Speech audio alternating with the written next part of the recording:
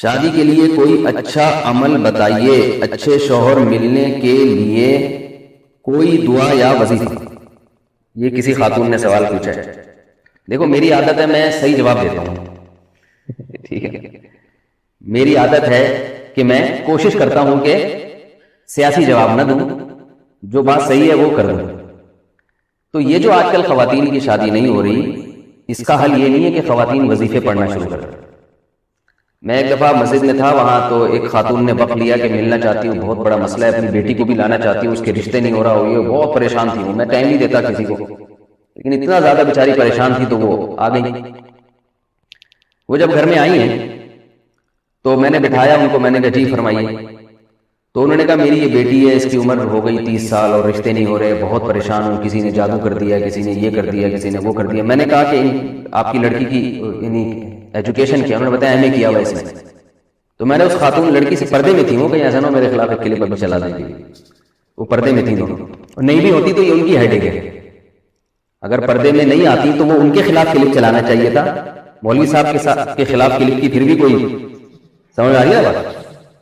یہ بعض دفعہ ایسا ہوتا ہے بے پردہ خاتون کوئی مولوی صاحب کے سامنے آ کے بیٹھ گئی، اب فوراً لوگ نے کیا کر دیا، کلپ بنا کے یوٹیوب پہ ڈال دیا، وہ بیٹھے بھائی اس کے خلاف کلپ بنا کے ڈالو کہ وہ کسی مرد کے سامنے بے پردہ ہو کے کیوں بیٹھی ہے، ٹھیک ہے نا؟ مرد کو پردہ کرنے کا حکم نہیں ہے، پردہ عورت کا حکم۔ تو وہ میں نے اس سے، ان کی جو بچی تھی نا، میں نے ان سے کہا آپ نے ایم اے کیا ہوا، ماشاءاللہ آپ پڑھی لکھی ہیں، تو میں نے ان کو ایک مثال دی، میں نے کہا مجھے ایک بات بتائیں کہ ایک آدمی میرے پاس آتا ہے اور مجھ سے کہتا ہے یہ دروازہ بند کر دینا، یہیں سے میری اسپیکر میں آواز ریپیٹ ہو کے آ رہی ہے تو وہ تھوڑی سی کنفیوز ہو رہا ہوں۔ تو میں نے ان سے کہا کہ بھائی دیکھیں کہ میرے پاس 50 روٹیاں ہیں اور بندے ہیں 75 یا 100 آدمی ہیں، مجھے کہا جا رہا ہے، بلکہ 100 خواتین ہیں، فرض کر لیں، مجھے کہا جا رہا ہے کہ یہ 50 روٹیاں 100 خواتین میں تقسیم کریں اور اس طرح تقسیم ہو کہ ہر خاتون کے حصے میں ایک ایک روٹی آئے۔ بات آ رہی ہے سمجھ میں؟ ہر خاتون کے حصے میں ایک ایک روٹی آئے، کیونکہ ایک روٹی سے کم میں پیٹ نہیں بھرے گا۔ تو میں کر سکتا ہوں، میں یا تو، اب میرے پاس 2 آپشن ہے، یا تو میں 50 روٹیاں 50 خواتین کو دے دوں اور باقی 50 کو کہوں آپ بھوکے رہو، یا یہ ہے کہ وہ آدھی آدھی توڑ کے، کیا خیال ہے بھائی؟ ایک روٹی میں 2 خواتین، بول لینا کوئی گورنمنٹ کی طرف سے پابندی نہیں، ایک روٹی میں 2 خواتین شریک ہو جائیں۔ اب کیا ہے کہ میں جو اصل حل ہے وہ تو نہیں بتا رہا لوگوں کو کہ بھائی یہ ایک روٹی میں 2 خواتین شریک ہو جائیں، یہ نہیں بتا رہا میں، بلکہ میں کہہ رہا ہوں یار روٹیاں 50 ہیں اور میں جب بھی تقسیم کرتا ہوں 50 بیچاری بیٹھی ہوئی ہیں، ان کو ملی نہیں رہی روٹی، تو اب میں ان کو وظیفہ بتاؤں کہ آپ ایسا کریں، سورہ مزمل 18 دفعہ پڑھیں، آپ سورہ ملک 15 دفعہ پڑھیں، آپ جو ہے تہجد میں ربنا ھب لنا من ازواجنا وذریاتنا قرۃ اعین واجعلنا للمتقین اماما، یہ والی دعا 345 دفعہ پڑھیں، اور چغتائی صاحب کا رسالہ پڑھا کریں افخری، ٹھیک ہے نا، اس میں اور وظیفے۔ تو یہ کوئی کامن سینس کی بات ہوگی؟ بھائی ہے ہی نہیں، جب ہے ہی نہیں تو کہاں سے وہ ڈیوائڈ ہو جائے گا؟ حل یہی ہے کہ اس ایک روٹی میں 2 خواتین بولیں بھائی شریک ہو جائے۔ تو مسئلہ یہ ہے کہ مرد جو ہے نا، مرد ان نالائقوں نے نکاح کرنا چھوڑ دیے ہیں، دیر سے نکاح کرتے ہیں، عیاشی مردوں میں بڑھ رہی ہے، جو نکاح کرنے والے مرد ہیں وہ معاشرے میں تھوڑے ہیں۔ سمجھ میں آ رہی بات؟ ورنہ زنا اتنا پھیل گیا ہے، دوستیوں کا ماحول اتنا زیادہ ہو گیا ہے کہ انہوں نے نکاح کرنا مردوں نے، آپ جائیں نا، میں تو جانتا ہوں 40 50 سال عمر ہوگی نکاح نہیں کرتے، اور جو نکاح کے لائق ہیں وہ بھی سارے، یعنی جو نکاح کرنا چاہتے ہیں وہ بھی سارے نکاح کے لائق نہیں ہیں، بے روزگار ہیں، کوئی سٹا لگا رہا ہے، کوئی گٹکے کھا رہا ہے، کوئی جو ہے نا صحیح طبیعت کا آدمی نہیں ہے، جبکہ خواتین میں برائیوں کا ریشو کم ہے۔ چرسی ہیروئن چیف عورتوں میں ہوتے ہیں مردوں میں ہوتے ہیں؟ کیا خیال ہے؟ بے روزگاری یہ عورت کے حق میں عیب نہیں ہے، مرد کے حق میں عیب ہے بے روزگار ہونا، عورت کا تو کوئی عیب ہی نہیں ہے، تو جو بے روزگار آدمی ہے وہ بھی نکاح کے قابل نہیں ہوتا۔ تو تھوڑے لوگ ہیں جو نکاح کے قابل ہیں، اس لیے خواتین کے لیے رشتوں میں مشکلات پیش آ رہی ہیں۔ تو اس کا اصل حل وہی ہے جو بڑا کڑوا لگتا ہے لوگوں کو، کہ بھئی ایک اچھے مرد پہ ایک عورت قبضہ نہ کرے، بلکہ وہ کوئی دوسری عورت، ایک مرد جو ہے ایک سے زیادہ عورتوں کو اپنے نکاح میں لے لے، جو ذمہ دار سمجھدار مرد ہیں، پھر وہ برابری بھی کرے، حقوق بھی کرے۔ بہت سے لوگ کہتے ہیں مرد ذمہ دار نہیں ہے، تو بھئی کیا سارے غیر ذمہ دار ہیں؟ کچھ تو ہوں گے نا جو ذمہ دار ہوں گے. تو یہ جیسے لڑکی والے پہلی شادی کے لیے لڑکے کو پرکھتے ہیں کہ یہ ذمہ دار ہے یا نہیں, تو ایسے ہی دوسری شادی کے لیے بھی وہ پرکھ سکتے ہیں کہ یہ ذمہ داری نبھائے گا یا نہیں نبھائے گا. اور جیسے پہلی شادی میں سلیکشن میں غلطی ہو سکتی ہے, ایسے ہی دوسری میں بھی غلطی ہو سکتی ہے, لیکن اس غلطی کے ڈر سے یہ نہیں کیا جاتا کہ نکاح ہی ختم کر دیا جائے. بعض دفعہ ایسے ہوتا ہے کہ نکاح کا پیغام آیا, آپ نے خوب اچھی طرح چھان پھٹک کے دیکھا بھائی یہ بڑا ذمہ دار ہے, لیکن بعد میں کیا نکلتا ہے وہ نالائق. تو اب یہ تھوڑی کہا جاتا ہے کہ یہ نکاح کرنا ہی نہیں چاہیے, بھائی اتفاق سے غلطی ہو گئی تو اب دوبارہ تلاش کرنے کی کوشش کرتے ہیں. ایسے ہی یہ بھی ہوتا ہے کہ بعض دفعہ ایسا ہوتا ہے کہ دوسری کے لیے کسی مرد نے نکاح کا پیغام بھیجا, آپ سمجھے کہ ذمہ دار ہے, لیکن بعد میں کیا نکلا غیر ذمہ دار. تو اب اس کا یہ مطلب نہیں ہے کہ سبھی پہ فتویٰ لگا دیا جائے. تو اصل حل شریعت نے اور اسلام نے یہ بتایا جو میں عرض کر رہا ہوں. جب تک اس کو معاشرے میں فروغ نہیں دیں گے, خواتین کی مشکلات حل نہیں ہوں گی. آپ عربوں میں جا کے دیکھ لو, پہلے تو عربوں میں یہ تصور نہیں تھا سعودی عرب میں کہ کوئی خاتون کی عمر زیادہ ہو جائے یا وہ بیوہ ہو دوبارہ شادی نہ ہو. اب سعودی عرب میں اتنے مسائل کھڑے ہو گئے ہیں, لڑکیوں کی عمریں نکلتی چلی جا رہی ہیں. عربوں میں ایسا ہو گیا ہے, حالانکہ یہاں تو جہیز کا رواج بھی نہیں ہے. تو یہ پوری دنیا میں ایک المیہ بن چکا ہے, اس لیے کہ مردوں میں عیاشی بڑھ رہی ہے, زنا پھیل رہا ہے, لڑکیوں سے دوستیوں کا رواج بڑھ رہا ہے, طلاقوں کا ریشو بڑھتا چلا جا رہا ہے. تو ذمہ دار آدمی مارکیٹ میں کم نہیں ہے, شارٹ ہے. مارکیٹ میں کیا ہو رہے ہیں, شارٹ نہیں ہے اور مہنگے ہوتے جا رہے ہیں. جو چیز مارکیٹ میں شارٹ ہوتی ہے وہ کیا ہوتی ہے, مہنگی ہوتی ہے. تو مہنگے ہوتے جا رہے ہیں. تو جب مہنگے ہوتے جا رہے ہیں تو ان کے نخرے پڑے.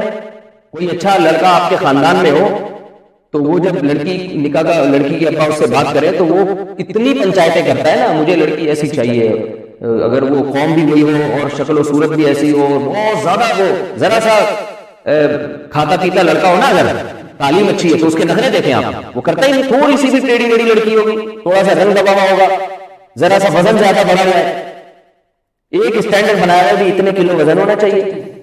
یہ لڑکوں کی بات کر رہا ہوں. اور لڑکیاں اوٹ پٹانگ مردوں سے شادیاں کر رہی ہیں. میں نے سینکڑوں نکاح پڑھائے ہیں, آپ یہ نہ سمجھے کہ میں ہوائی باتیں کر رہا ہوں. سینکڑوں نکاح پڑھائے ہیں. بڑی اچھی اچھی خاندان کی لڑکیاں جب نکاح پڑھاتا ہوں تو دولہا دیکھ کے میں ڈر جاتا ہوں کہ یار اس کے اتنے اچھے خاندان کی لڑکی کا نکاح اس مکھنچو سے ہو رہا ہے. اس شکل سے لگ رہا ہوتا ہے لڑکا کہ یار یہ, لیکن لڑکی والے کیا ہوتے ہیں, مجبور. کم عمر لڑکیوں کی شادیاں بڑی بڑی عمر کے لڑکوں سے ہو رہی ہیں. پڑھی لکھی لڑکیوں کی شادیاں بالکل جاہل لڑکوں سے ہو رہی ہیں. ڈاکٹر لڑکی کا نکاح میں نے پڑھا ہے میٹرک پاس, کیونکہ لڑکی والے مجبور تھے یار لڑکی کی عمر نکلی جا رہی ہے, کیا کریں, رشتہ ہی نہیں مل رہا, رشتہ ہی وظیفے پڑھ لیے. تو پھر ایک رشتہ آیا میٹرک والے کا, تو مجھ سے مشورہ لینے لگے. میں نے کہا بھائی گھر بٹھا لو, مگر کوئی جوڑ نہیں بنتا ہے. میٹرک بھی شاید زیادہ کہہ دیا, 8ویں پاس تھا, وہ پاس بھی پتہ نہیں کیسے ہوا. آپ کو پتہ ہے پاکستان میں پاس ہونے کے لیے کوئی, تو مجبوراً کیا انہوں نے. کیا ہوا, تھوڑے دنوں میں طلاق ہو گئی. طلاق کی ہوئی ہے کہ وہ لڑکی کے پیسے پہ نظر کی کہ ڈاکٹر ہے تو ہمارا بچہ تو کچھ کر نہیں سکا, تو بہو کما کے کھلائے گی, ڈاکٹر ہے. ظاہر ہے بے جوڑ کی شادی ہوئی, بے جوڑ کرنے کا. تو وہ جب نہیں کھلا رہی ہے, وہ اس کو عورت کو یہ احساس ہوتا ہے میں کیوں کھلاؤں بھائی, یہ کیا ہے پورے. پھر ایسے ایسے نالائق خاندان ہیں کہ لڑکی شوہر کو پال رہی ہے. یہ سب میرے مشاہدے کی باتیں کر رہا ہوں میں, ہوائی اخباری رپورٹیں نہیں پیش کر رہا, مشاہدے کی باتیں کر رہا ہوں کہ لڑکی اپنے شوہر کو بھی کھلا رہی ہے اور بالآخر پھر دیور کو بھی کھلا رہی ہے, ساس سسر کو بھی کما کما کے کھلا رہی ہے.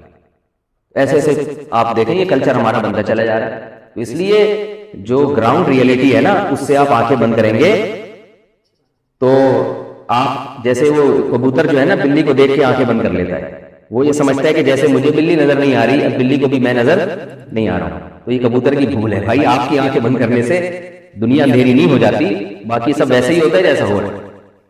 پھر بھی بہرحال دعا کرنا چاہیں کوئی رشتے کے لیے تو ربنا هب لنا من ازواجنا وذرياتنا قرۃ اعین واجعلنا للمتقین اماما. یہ دعا تینوں مقاصد کے لیے استعمال ہو سکتی ہے. کوئی لڑکا اس کی شادی نہیں ہو رہی وہ بھی یہ دعا پڑھ سکتا ہے, کوئی لڑکی اس کی شادی نہیں ہو رہی اس کے والدین یا وہ لڑکی بھی یہ دعا پڑھ سکتی ہے. ہر نماز کے بعد پڑھ لیں یا چلتے پھرتے پڑھ لیں. اور جس کی ہو گئی, جس بندے کی ہو گئی مگر اس کو احساس ہوا کہ نہیں ہونی چاہیے تھی, ٹھیک ہے نا, ایسی بیوی ملی بد اخلاق, تو وہ بھی یہ پڑھ سکتا ہے کہ اللہ میری آنکھوں کی ٹھنڈک بنا دے اس کو. اور جس خاتون کی شادی ہو گئی وہ شوہر نالائق نکلا تو وہ بھی یہ دعا پڑھ سکتی ہے شوہر کو لائق بنانے کے لیے. پھر نکاح ہو گیا, اولاد نہیں ہو رہی, اس کے لیے بھی یہ دعا ہے. اور اولاد ہو گئی مگر نالائق اولاد ہے تو اس کے لیے بھی یہ دعا ہے. بڑی زبردست دعا ہے, یہ یاد کر لیں. سورہ فرقان کے آخری رکوع میں ہے ربنا, بنا دہرانے سے ترجمہ بتاتا ہوں, ربنا هب لنا من ازواجنا, اے اللہ ہمیں ہمارے ازواج کی طرف سے، ازواج کا جو لفظ ہے یہ بیوی کے لیے بھی استعمال ہوتا ہے اور شوہر کے لیے بھی استعمال ہوتا ہے، یعنی عورت ازواج کہے گی تو شوہر کے لیے استعمال ہوگا، اور شوہر کہے گی یہ دعا مانگے گا تو کس کے لیے؟ تو اے اللہ تو ہمیں ہماری ازواج کی طرف سے قرۃ اعین، آنکھوں کی ٹھنڈک عطا فرما، اور ذریت یعنی اولاد کی طرف سے بھی۔